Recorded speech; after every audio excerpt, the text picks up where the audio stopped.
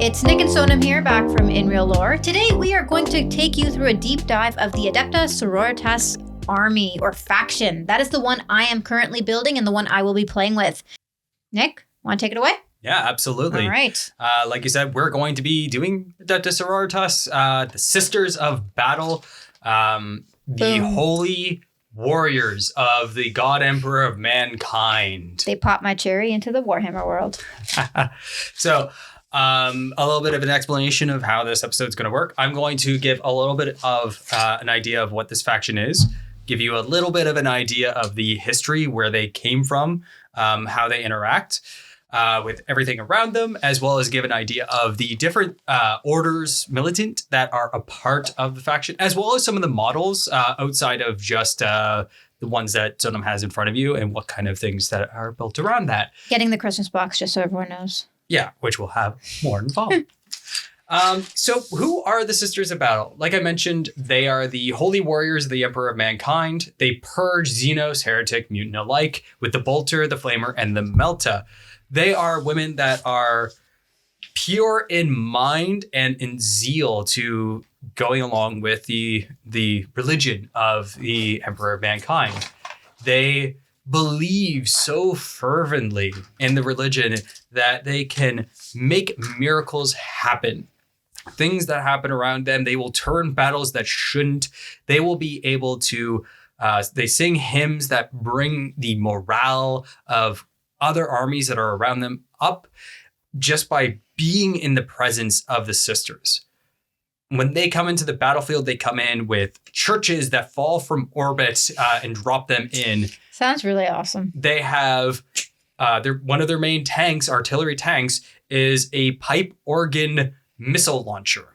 It is literally like she's going along, and it's the normal tank that you're going to build with the combat patrol. I was going to say, am I getting that? Or is No. That's the one I'm going to start building that soon. I just want to finish up these guys here. You don't get it in this box. You get just the regular like transport tank.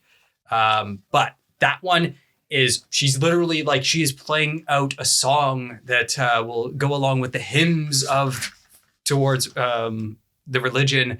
But at the same time is launching missiles out of the pipes that are falling upon the heretics in front of her. They're quite zealous. If they falter in combat, they join something called the Sister Repentia, which they are trying to repent for their sins, for not holding the amount of zeal that they normally have. So they will wade into battle with like massive chain swords, and they have no armor except for their faith in the God Emperor, that the Emperor protects. Always the Emperor protects. Now, this is who they are currently. They didn't start off this way. So their history comes about 8,000 years before the modern 40k setting in the 32nd millennium or so. The Imperium was faltering without the direct leadership of the Emperor nor any of his primarchs, in an age that would become known as the Age of Apostasy. Apostasy meaning the abandonment or renunciation of a religious or political belief.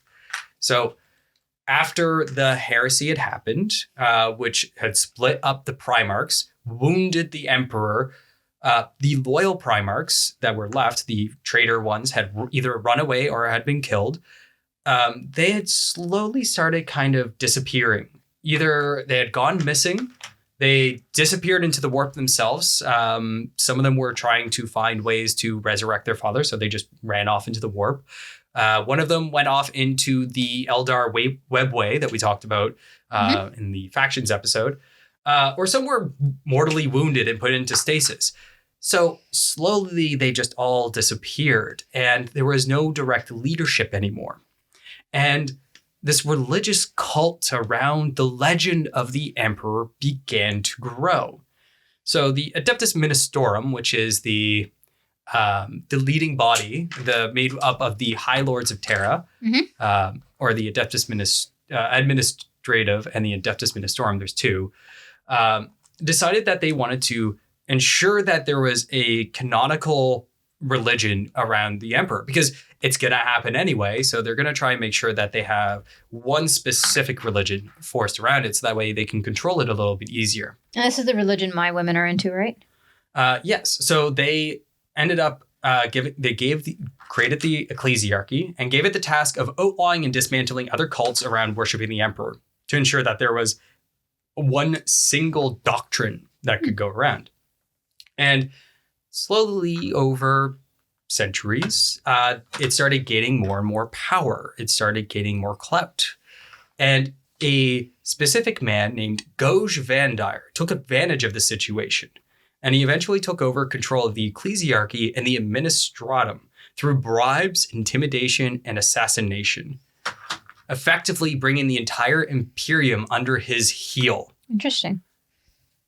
And he was Did he become the boss? He became the boss. The boss. He became the big boss because he's a very small man. He was not a big man, but I'm sorry, but awesome things come in small packages. Boom.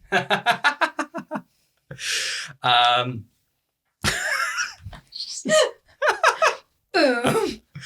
Do it to the camera so they can see at least. Goj took this over and he did it. Like, he assassinated people. The Navigator Guild, the Adeptus Cartographica, I think is what it was called. He took over that entire guild by taking the leader of that guild, torturing them, removing their psychic power and the third eye of the leader. So they're the ones with the third eye in their forehead. Wait, who's that one? These are the navigators, the one that travel through the warp. Okay. And they're a huge power because you can't travel without them, right? Yeah. So he effectively neutered this guy. So his entire life, he had a connection to the warp. Goj took that power away and then blackmailed him and said, you can stay the leader of this group. You can stay in power, but you're going to listen to me, or else I'm going to tell everyone that's in your group, in your guild, that you are neutered. You do not have power. You have nothing. How did he take away the power? I think he partially lobotomized him. Like, what's up with lobotomizing things? I have no idea. He basically took out, he ripped out the third eye. So lobotomized babies right here. So he took over everything, and his reign would be eventually known as the Reign of Blood, as he was a fickle and rageful man. When he visited planets, he would expect that the planet had prepared processions and parades for him. If they didn't, he would flay the inhabitants or just exterminatus the planet. Oh, I think I actually broke a piece. They're so fragile. They're quite fragile. Oh, dear. Oh, dear. But yeah, let me just... I was trying... because I'm trying to clean off the moldings, right? Yeah. But like I... Yeah, it's a little bit difficult. It was like a little handle to a little gun. Oh, it's unfortunate. It's okay. It's all right. battle damage. YOLO. So Goj was not just your normal evil man. He had an ego and he had to have it satiated. Like murdering people because they don't have a parade. Not that great, right? So the original daughters of the emperor were a small coven of women on the planet of San Lior, and they devoted themselves to the purity of mind and their devotion to the emperor. Yep, that works. Oh, cool. It should work now. Okay. Don't try this at home, kids. They studied ancient arts of war, clearing their minds so that way they could hone their battle skills. When Mr. Vandire found them, he saw an opportunity. So he deceived them into thinking that he alone acted with the will of the emperor and made them take fealty to him. So what happened was that there was a church, essentially. The Sisters of Battle, or the Daughters of the Emperor, did not allow any man to enter this church. And Vandire, while he was on his, going around and like, if you don't have a parade for me, I'm going to kill everyone, went to this church after knowing who they were and said, I want to enter. And of course, the leaders of this coven said, no, you are not allowed to enter. No man shall enter. Mm-hmm. And he told them, I speak with the will of the God Emperor. you will let me in. And they said, no, because they're very willful. When they said, no, you will not be allowed in here. And he said, okay, if I do not speak with the will of the God Emperor, you may shoot me. And he gave the leader of this group, named Alicia Dominica, a bolt pistol. Mm-hmm. And said, shoot me in the head if you believe that I am not allowed to enter there and I do not speak with the word of the God Emperor. And without hesitating, she just blasted him in the head. Yep. But he had something called a rosaria, which is basically just a protective shield. And they didn't know it. The San Leor at this time was they had just come out of like the heresy. They didn't have as much technology. They were just, a small religious group. And so as soon as they saw this, they're like, oh, the Emperor protects him. He must speak with the will of the God Emperor. So they decided to follow him, and they gave fealty to him. Wait, they followed a man? Yes. They swore fealty to him because, remember, they devoted themselves to the God Emperor. And so someone coming to them and to them having the will of the God Emperor in front of them, I mean, that's the word of God, right? So they followed him and they became his personal bodyguards. He used them as his blade of vengeance to any that sought to oppose him, which, as the decades kept going on, became a lot of people because he was angering everyone. He had pure power over everything in the Imperium. No matter... Who was this again? This was Gouge. Gouge Van Dyer. And he was not the Emperor, right? He was not the Emperor. He was just a man. A man. Yep. Okay. But there was a lot of people that wanted to depose him, to get him out of power. One of them, a specific name named Thor or something, I forget it, Thor or something, tried to beseech the Space Marines to intervene, but they were like, no, we don't deal with humans anymore. We fight the enemies of the Imperium, not the Imperium itself. Mm-hmm. But the Brides of the Emperor, no matter... eventually they became called the Brides of the Emperor. Wait, these were called Brides of the Emperor before they were called Adepta Sororitas? They were first called the Daughters of the Emperor. Under Gouge, they became the Brides of the Emperor. I feel like child brides. Oh. Yeah, Gouge was a little bit evil, so yeah. I'm not going to put it past them. It's child bride, like, ew. Yeah. But no matter who attempted to dissuade them, no matter who told them that, like, no, he doesn't follow the God Emperor at all, they refused to leave his side because, again, they believed he was the direct voice of God. So there was no dissuading them. Yeah. And these are strong-minded women. Mm-hmm. Eventually, having garnered so many enemies, Gouge and his bodyguards were besieged at the ecclesiastical palace on Terra itself.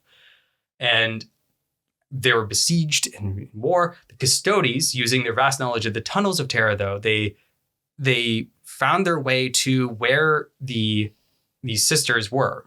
And they besieged the women to renounce Gouge, or at least trying to convince them to listen to something else. It is not known exactly what was said or how they convinced them at first, but still, even with the Custodes, the golden boys, telling them, yo, don't listen to this guy. He's evil as fuck. They're like, no, he speaks with the word of God.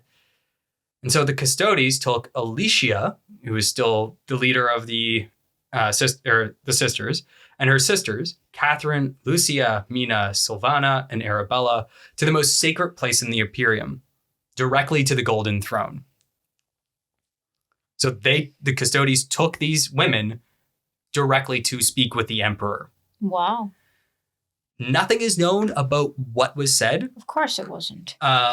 Because all the women are dead. It's only the Custodes that know. Yeah. And it's also, the Emperor is a corpse at this point, so we don't know if he just shined his light on them or somehow spoke in his agony because he's writhing in pain.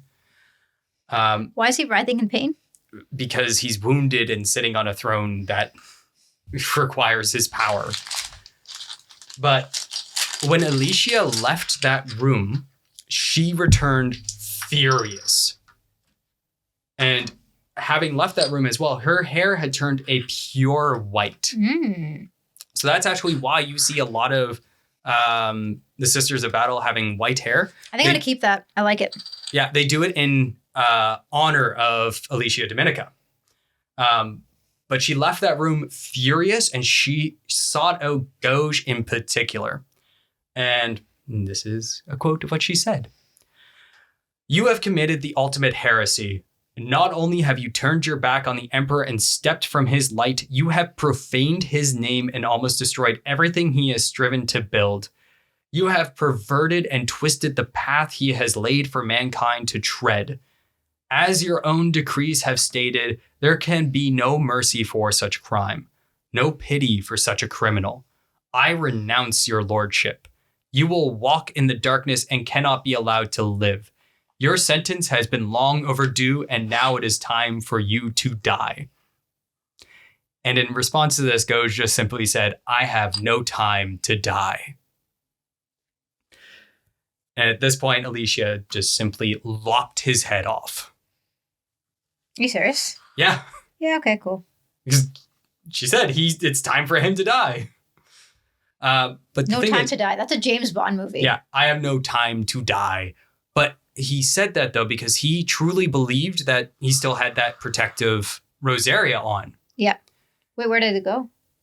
It faltered the moment she struck him. Is it because she believed it? Wait, you said the sisters? They believe in miracles. They make miracles. So it was miracle. It might have been the Emperor tinkering with things. It may have just been simply a miracle. It's a miracle. It's a miracle. Yeah.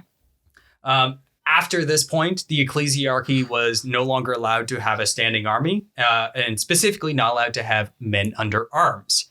So the brides of the emperor are eventually remade into the Adepta Sororitas, which is how they exist now.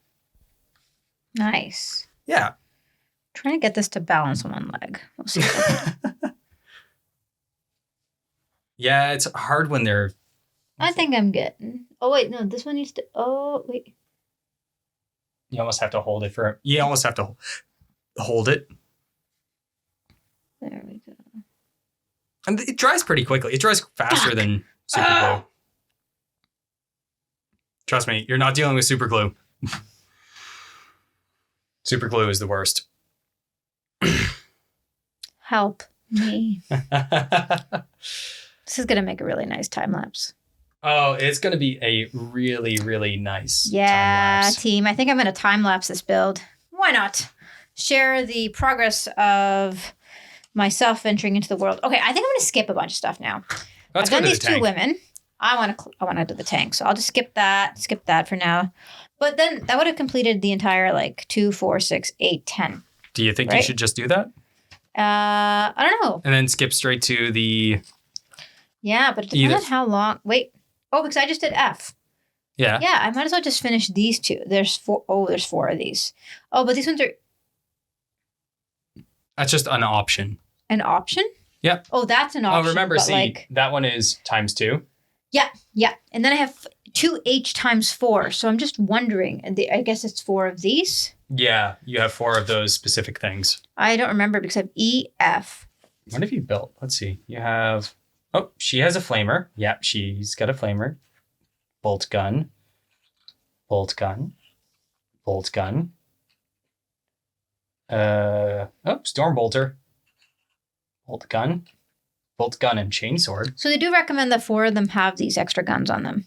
Yeah, so in terms of... Okay, so I only have 2 more to build, and then I can just put little bits on them. Yeah, because you have 1, 2... I'll finish this off, because then what I'll do is I will go for the Seraphim squad after, but I'll do that later. Oh, they have whips. So those are the Repentia. So those are the ones that go into battle with nothing on except for their faith in the Emperor. Holy shit.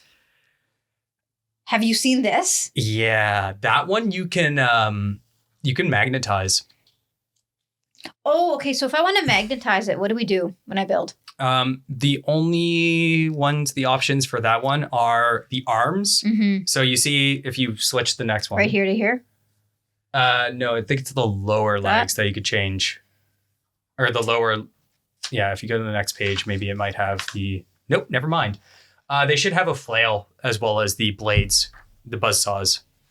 They have like that here. Okay, so I will finish up the girls. Okay. And then what we'll do is we'll do the Saffron squad after, but I think I'm going to build a tank. All right, awesome. I'm going to do it a bit of out of order. Why not? Why not? YOLO. It's my thing. I can do whatever I want. So I can do a wall. Okay. all right, I gave you a little bit of I gave you a history of like where these sisters have come from. Yeah. Now I kind of want to go into the orders. So these are the different kind of sub-factions and groups within the Adepta Sororitas. That one was my Retributor squad, I believe, right? Yep. Yeah, and this is your regular sister and this is your Canoness. That one, Canoness is that one there. And then I have Battle Sisters squad. So that's all of these right here. I'm about to add 2 more to them. Yep. Okay, cool. Yeah. So the first order that I'm going to talk about is the Order of Our Martyred Lady. Quote, I will die when the Emperor is ready to accept my soul, not a moment before. This order is one of the most major ones now. It's the most frequent that you see. So you actually see a lot of more of them. They are the classic when you look at some of these pictures, you see black with like red trim. Yeah. That is the Order of Our Martyred Lady. And these gals like to sacrifice themselves.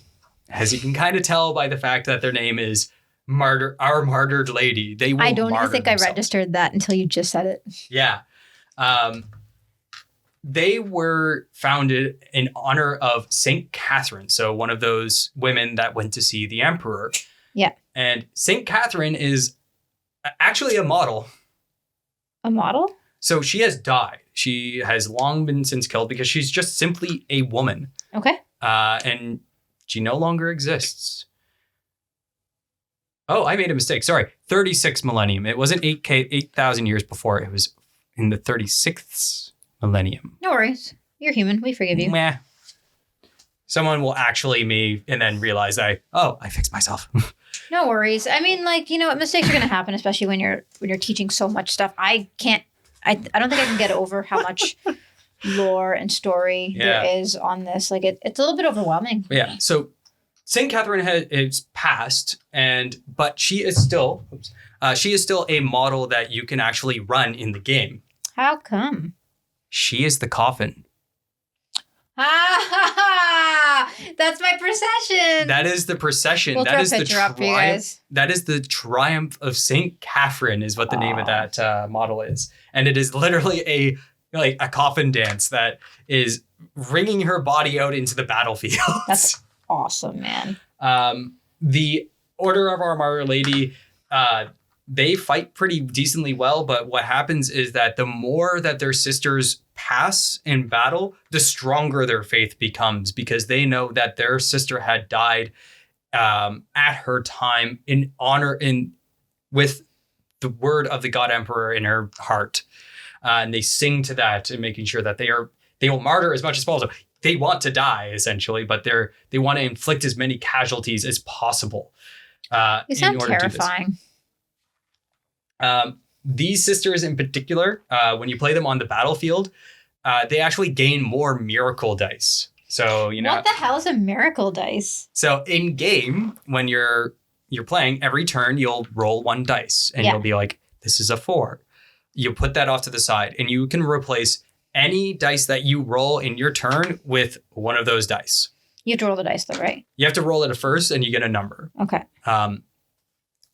Order of Our Martyred Lady, every time a model or like unit dies, so your sisters here or the Retributors, when they die, you get an extra miracle dice. So the more your units die, the more miracles you gain. It's almost like a catch-22 then, eh? Almost, yeah. It's like you kind of get a bit stronger as you guys die. Yep. Not in the literal sense, but I don't know. Just like one of those, that's what I'm thinking. Yeah. That's their most notable thing and they're like your classic sister. After that, you have, give me 2 seconds. Okay. After that, you have the Order of the Valorous Heart. This was founded by Saint Lucia. she eventually passed on. All of the women that were there with the Emperor had died eventually. The Order of the Valorous Heart, the sisters of them, have the belief that they must atone for all acts and all sins that they have gained throughout the years, and especially during their accomplice with working with Goge Vandire. And so Lucia herself was a highly penitent, so they want to feel penance. So they are your most scarred because they want to feel pain. They want to atone through pain. Pain is the atonement, and any suffer and wound they gain is another step to being fully atoned for the sins that every one of their sisters has perpetrated in the past. In the tabletop, they are a lot tougher, so they can shrug off wounds and they can do different tasks because of that. Cool. So they're pretty hardy for that reason.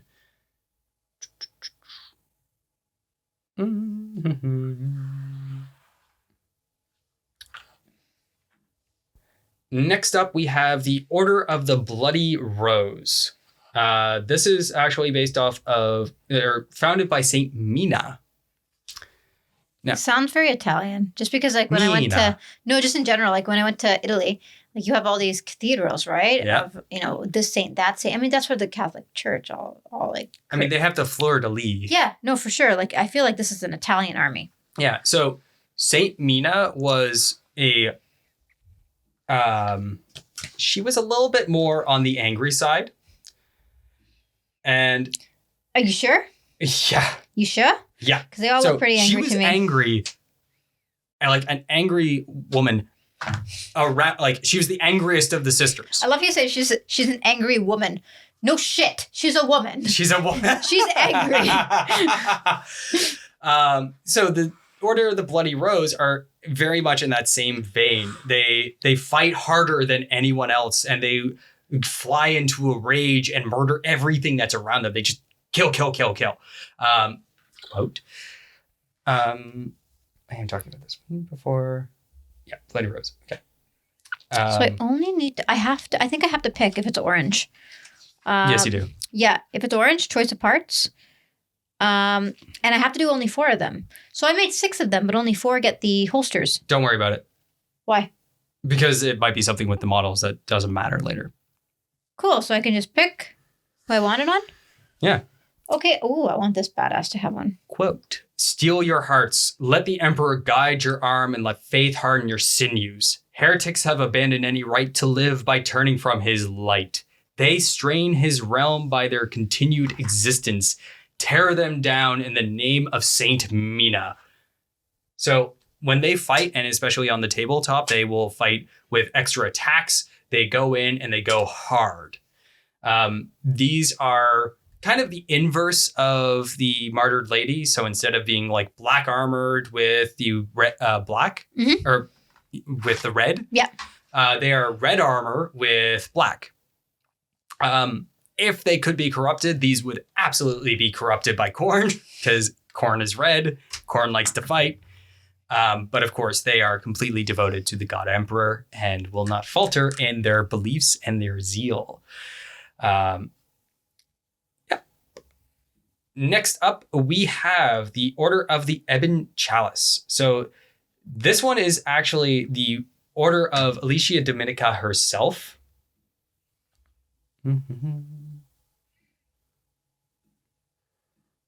Yeah. They are most adept at fighting, and I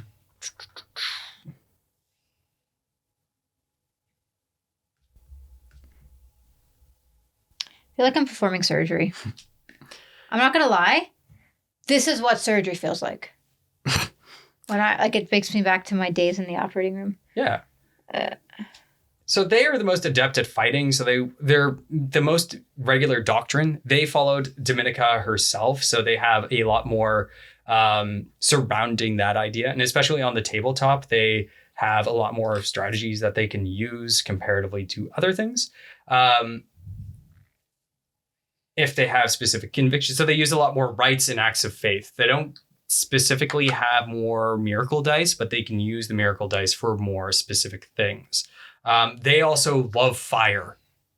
Like they have flamers, and their flamers get more damage, and they can do more with flamers. Flamers in game are a great way to deal with small units because you don't have to roll how many attacks. You just roll how many attacks you hit, and you hit, and it's fine. Oh, I forgot to put these arms on. Whoops! I'm realizing though that with these pocket holsters, a lot of them have it. Yeah, it's automatically in there, so that might be a good thing for you there. No, but I don't know what that means. It says 2H times 4, adding it. And I have to add it to 4 of them. Because the others probably already have it. So there's 4 that need it. See if you can help me figure out which ones need it. That one needs it. Which one? That one has it. That one has it. I think this one needs it. This one has it. That one has it. That one has it. That one has it. So there you go. Oh, wait, no, didn't I? This one doesn't have it either then. Okay. So I have 3 more. That is just this one? Yep. Oh, that makes sense. Yeah. I already put that one on. Oh, okay. I don't know why they're making me do the 3, but have... I don't know. Nothing makes sense. The next major militant order is the Order of the Argent Shroud. This is actually the order that Warnval comes from, the one that's in the big mech, who is now the abbess, the head, basically the head of the Adepta Sororitas now. They were founded by Saint Silvana, and they are the most quiet. They don't say much. And they're not Sisters of Silence, eh? They're not Sisters of Silence. They are more inwards, and they are more contemplative. So Mornval in particular, when she was asked to become the abbess, they went to her and they asked, like, we want you to be abbess. Will you join us? And she just stared at them for 20 minutes, just stared at them. And eventually said, okay, I will think about it. Gotta commend them for waiting for those 20 minutes. They are pure in their like resolve. They do not exude any additional like thought process to anything. They just are. They only show their conviction and their what they say in action. They battle. They fight, and that is why like Mornval, she didn't respond. She just went, and as soon as she said, "I will think about it," she went off to battle. Her thinking about it was to go and purge Xenos and purge heretics. Was she just trying it out? Well, I mean, she eventually became the leader. So, I have a lot that I want to talk about with Mornval because her story is really great. Her lore is fantastic. But the Argent Shroud, they get, they can make, what is this? They basically will be able to shoot as if they hadn't moved. So they're able to shoot a lot more. And they're able to re-roll hit rolls, essentially. So they're able to fight a little bit better and they could shoot a little bit better. Okay. Yeah.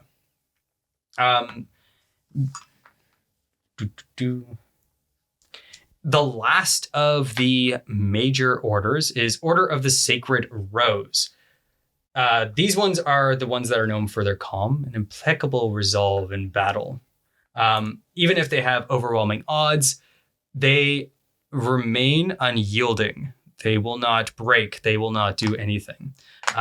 They're heirs of Saint Arabella. And they will not do anything. In the tabletop, there is something called morale, where it's potential for your models to flee because they are afraid. Are you serious? Yeah. Your models can be babies? Your models can flee in cowardice. The Order of the Sacred Rose will not flee. They automatically pass it. Ever. Like, nothing will make them flee. You can also gain better miracle dice. So you can get ones that are 4 up and better.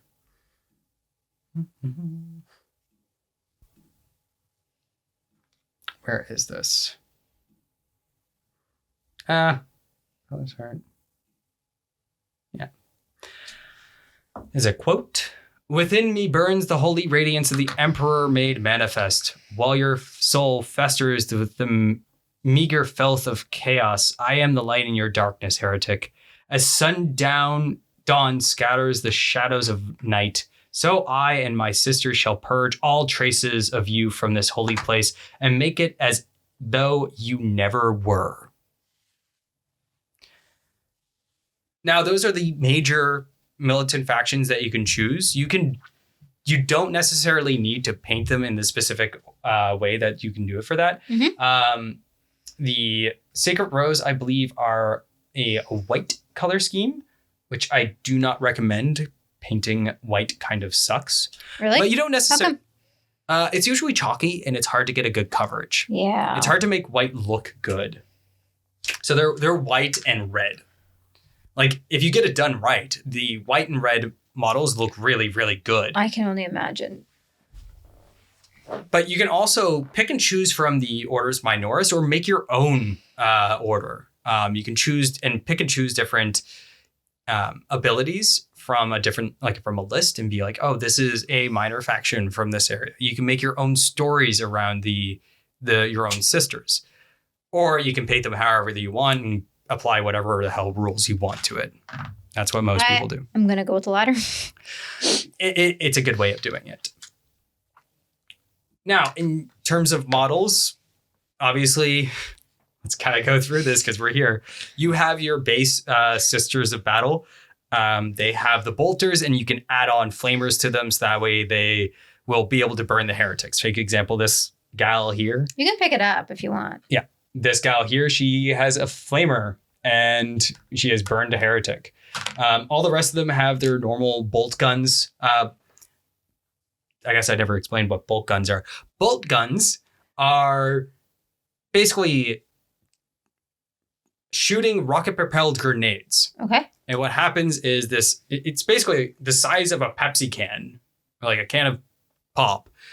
And it's shot out, and it's being propelled. It has its own little mini rocket to it. When it hits something, it will go a little bit further in and explode. It is the most common weapon for the Space Marines, and the Sisters also love to use it as well because they just pop out as much fire as possible.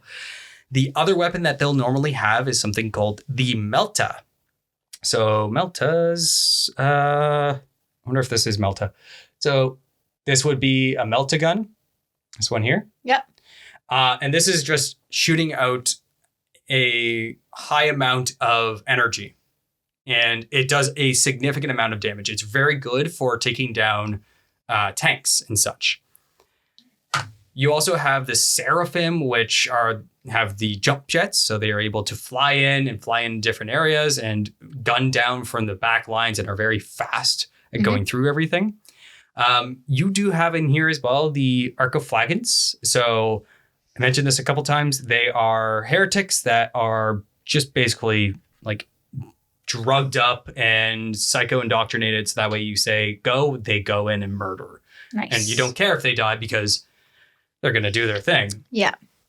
Boom, boom. As I mentioned, you have the tank that is a pipe organ. You also have one that has a stained glass window on the front. Shall I start building the tank? Yeah, go ahead. Yeah. All right, let's do it. I am just going to... These two are drying here. Yeah. Let's... Oh, I'm so excited for the time lapse. So what, I built 2, 4, 6, 8, 10, 11. 11 models, and it's 26, right? So I'm getting there. Yeah. A few more videos, and then we'll have them all built, and then we will start painting them. 15 more? Yeah. Some of our lovely watchers said, don't worry, we can't paint them really nicely. It's just the process that you have to enjoy. I'm like, thank God. Because they are not going to be... No, they're not going to be... miniature level painting that you see online. Even I don't have that good of painting. I'm trying to be a little bit better. Have fun with it. I just want to play with them. The problem is with someone with ADHD, this is a lot of focus. It really is. And like, you're like, damn it, like I want to play the game, but now I have to buy the things. I have to build the things. I have to sit there and build 20 of them, maybe another 15 if I want a full army. Then I have to paint them, base coat them, full coat them, top coat them, let them dry. And only then can I play a game. You can play them when they're gray. No. But it's interesting that they don't sell pre-done models. Like, it's a very interesting, like, I mean, they could have gone that route, right? But they didn't. And I mean, it worked out for them, right? But it's still interesting. Sororitas Rhino. Yeah. So that is the tank, the transport. Yeah, I'm going to do the tank. Hold on. Let me just see. The other thing is there's specific name characters. So when you go through like in your codex, and especially when you're building an army, characters are your HQ, but you can also have general general HQs. So your canoness is not a named character at all. Okay. So you can have like one or two of these depending on how the rules are of the specific faction. You could have 2 canonesses in your army. Really? Because they're not named characters. But Nice. you can't have 2 Saint Celestine because there is only 1 Saint Celestine. Okay.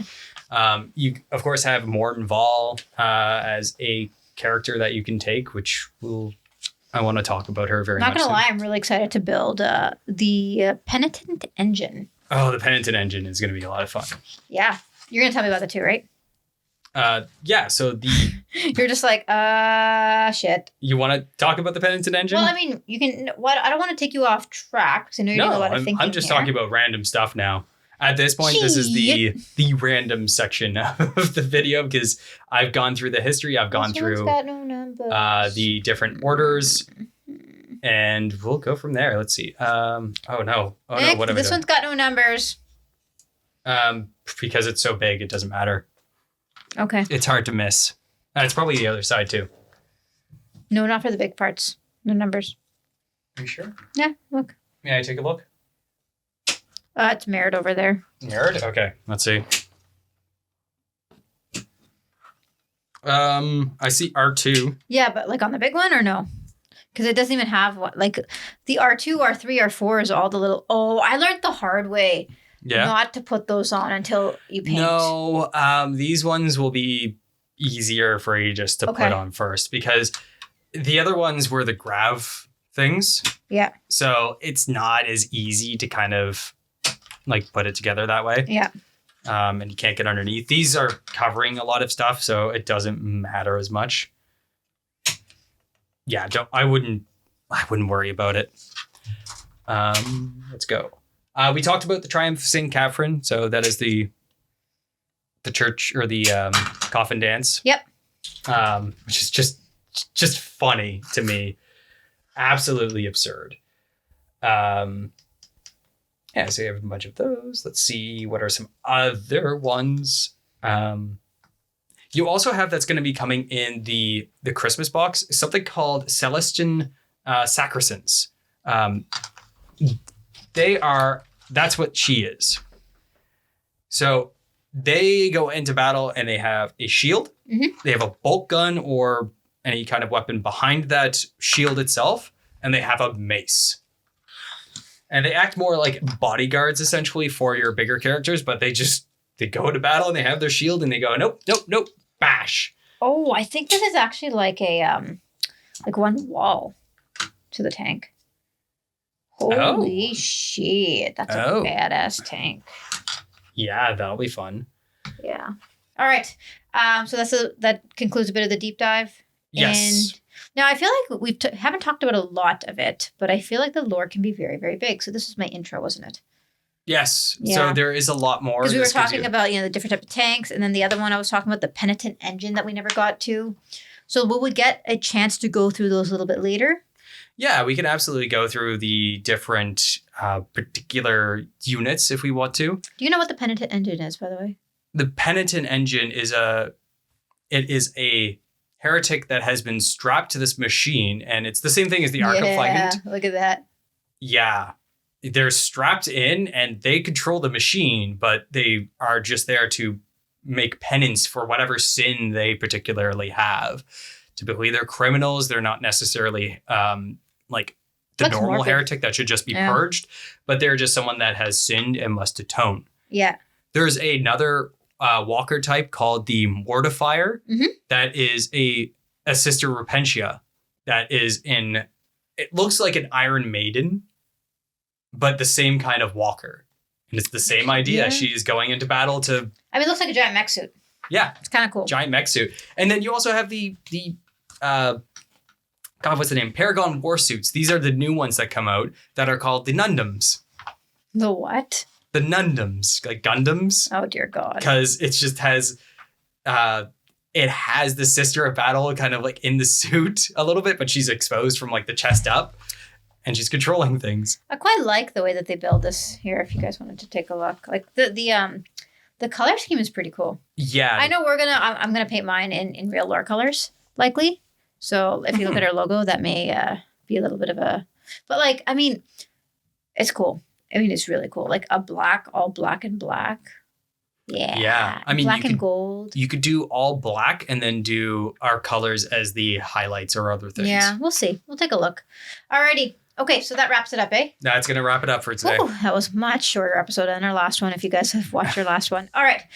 So that wraps up our episode for today. I'm a little bit further along in my combat patrol box. Hopefully by the next few episodes, I'll have it all done so we can kind of stitch it together for everybody as well at the same time. Once again, you can support us on patreon.com. If you find this information helpful, leave us a comment. We will get back to every single one. I promise we read every single one. And follow us on whatever medium you follow us on. I think that's it for today. That is it. All right. Peace. Bye.